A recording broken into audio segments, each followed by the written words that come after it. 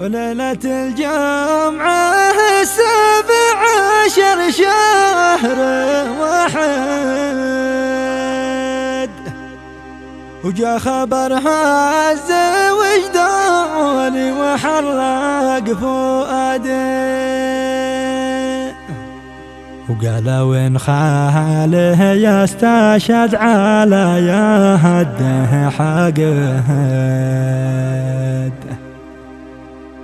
قتلته غادره أضلوه من ظلام السواد. رحمة الله تغشى روح نسل الأماجد، ابو شعب البطل خير الرجال،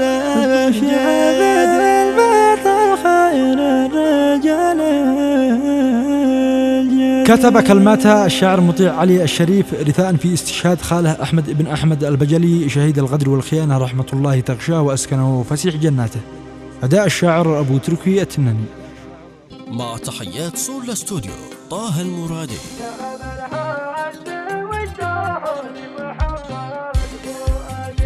ليلة الجمعة 17 شهر واحد، جا خبرها الزوجدان وحرق فؤادي، وقال وين خالي يستشهد على يد حقد، قتلته غادر وظلام من ظلام السواد. ورحمة الله تغشى روح نسل الأماجد، وشعبه البطل خير الرجال الجياد. حنيت من فوقها والله شاهد، بعد ابو عبده وقدم بعل الحداد، وجت عصابه وهو امن في البيت قاعد، ما حسب ما حسبه ما وين قدر هذا الايادي.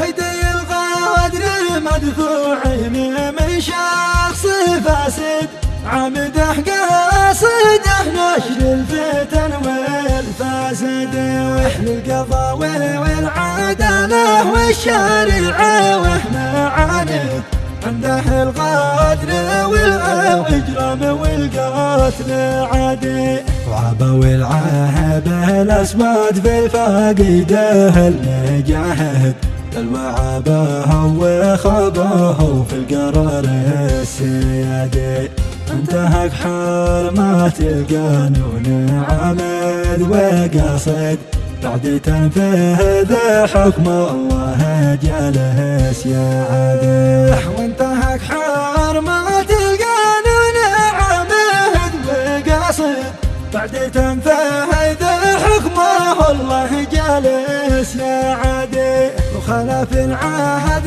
والقانون للحق فقد، خلف اسلاها فنوى وعرفنا والمبادئ، قلد لابته خولاني قوم الشدايد، ذي بفزعتها تكسر انوف الاعادي، قلد لابته خولاني قوم الشدايد، بفزعاتها تكسر انوف الاعادي، بكل شي في احتمالات النقا امر وارد، فنوبة شي خبر فيه التلفزه والنوادي، والختام السلام والقصد فهم والمقاصد، قال حبني والشرف واليد فوق الزنادي، والختام الصلاة تخشنا بخير